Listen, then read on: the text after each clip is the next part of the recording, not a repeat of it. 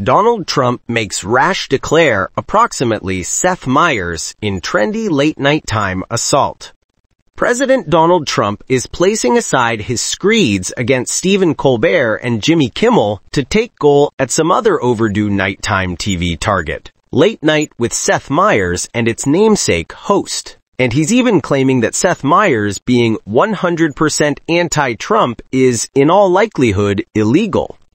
Donald Trump is placing aside his screeds against Stephen Colbert and Jimmy Kimmel to take goal at some other overdue nighttime TV target, Late Night with Seth Meyers and its namesake host. And he's even claiming that Seth Meyers being 100% anti-Trump is, in all likelihood, illegal. Seth Meyers of NBC may be the least proficient Worman person to perform live inside the history of television.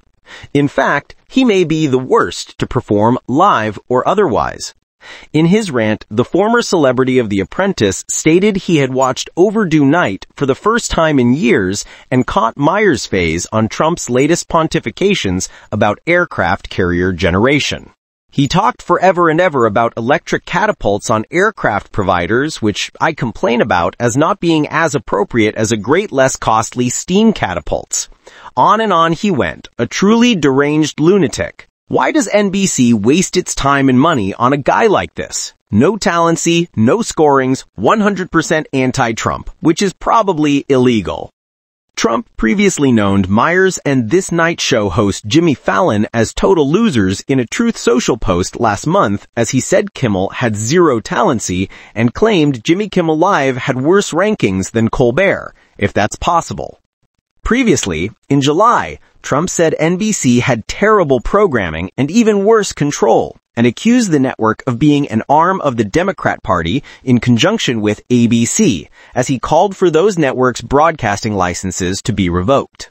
And then, August, Trump said ABC and NBC were two of the worst and most biased networks in history, and instructed followers that the networks covered his presidency with 97% bad testimonies in his statement. Then, the president went all caps in his ire.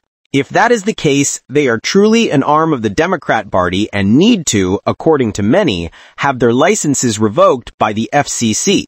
I would be absolutely in favor of that because they are so biased and untruthful, a real threat to our democracy.